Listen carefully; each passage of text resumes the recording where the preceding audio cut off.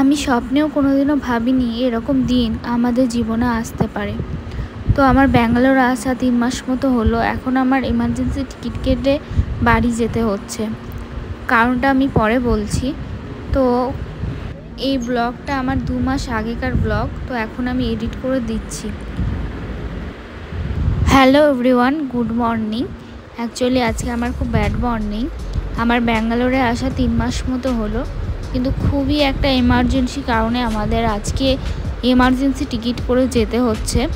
তো সেরকম কিছু গোছগাছ করতে পারিনি, যেটুকু পেরেছি হাতের সামনে নিয়ে নিয়েছি আর সব কিছু তালা দিয়ে ঘরের মধ্যে বেরিয়ে এলাম। জানি না আবার কতদিন পর এই ঘরে ফেরত আসবো। আর আমার টেনশনের কারণে সারা রাত ঘুমই হয়নি, একেবারেই ঘুম হয়নি 1 মিনিটের জন্য।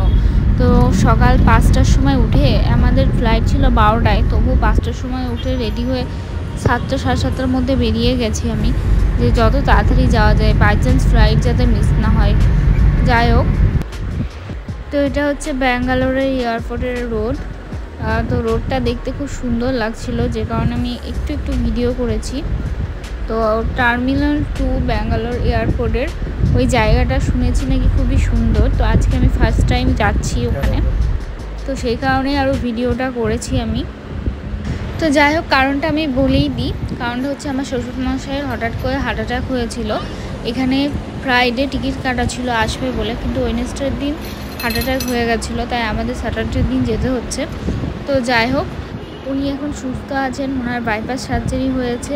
তো আমাদের প্রায় 1 মাস মতো মানে হাসপাতালের পাশে রুম ভাড়া নিয়ে থাকতে হয়েছিল। সেই টাইমে আমি প্রচুর লাইভে এসেছিলাম, তোমাদের সঙ্গে অনেক কথাও বলেছিলাম।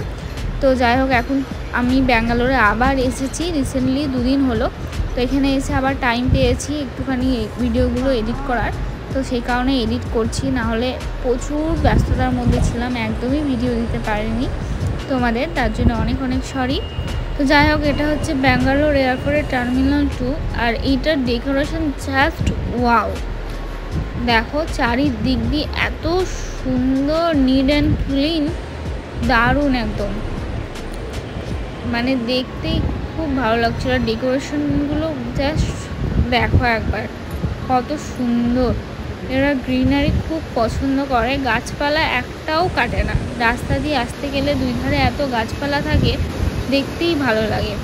তো যাই হোক, আমাদের এখন চেকিং মোটামুটি হয়ে গেছে সব। তো এখন যাব, গিয়ে ওয়েট করব কিছুক্ষণের জন্য।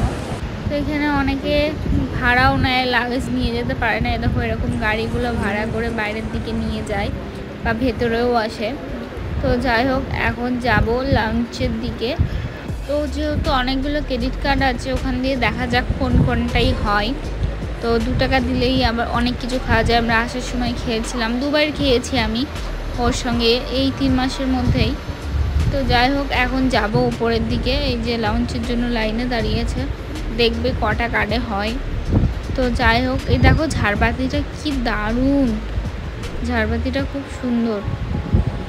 তো ও লাউঞ্চে খেতে ঢুকলো, আমাকেও বলছিল ঢুকতে, যেহেতু ওর একটা কার্ড অ্যাক্সেস হয়েছে, আরগুলো হয়নি, সেহেতু ও নিজে খেতে ঢুকলো। কিন্তু ও নিজেও কিছু খায়নি, আমার জন্য চলে এসেছে। আমি বারবার বললাম খেয়ে এসো, কারণ আমরা ফ্লাইটে উঠলেই খেতে দেবে।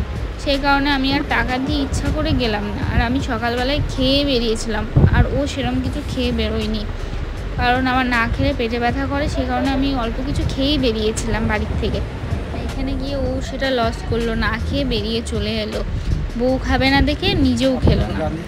তো যাই হোক, এখন এই যে এখানে ওয়েটিং জোনে এসে ওয়েটিং করছি যে কখন আমাদের ফ্লাইটটা দেবে, কখন যাব। আর যেতে পারলে যা শান্তি, আর ভালো লাগছে না। আমার তো এমনি অনেক মাথা ব্যথা করছিল, ভাবলাম ফ্লাইটে ওঠে ঘুমাবো। তো যাই হোক, এই যে এখন হচ্ছে লাইনে দাঁড়িয়েছে, আধ ঘন্টা লেট ছিল ফ্লাইট, 12টাই ছিল, 12:30টার মতো বাজে, তখন হয়তো লাইনে দাঁড় করিয়েছে। তো এখন এই যে আমরা যাচ্ছি লাইন দিয়ে। তো আমাদের ভিস্তারাতে মানে পেয়েছিল ফ্লাইটটা, এই টাইমটাতে 12টার দিকে ভিস্তারাটাই ছিল। সেই কারণে ভিস্তারাতেই আমাদের বুকিং করেছিল, আর আমরা ভিস্তারাতেই যাচ্ছিলাম। তো দেখো ফ্লাইটের ভেতরটা, সবাই ফটো তুলতে, ছবি তুলতে যাচ্ছে। তো যাই হোক, আর আমাদের সিট ছিল একদম লাস্টে। যাই হোক, অনেক লাস্টের সিটটা একদমই ছোট, অনেক কষ্ট হয় লাস্টের সিটটায় বসতে। তো এখানে যেহেতু সিট চুজ করার আর অপশন ছিল না, সেহেতু লাস্টের দিকটা ফাঁকা ছিল বলে লাস্টের দিকটায় উইন্ডো সিট নিতে বলেছিলাম। তো এখন ফ্লাইট ছেড়ে দিল, তো অবশেষে রওনা দিল।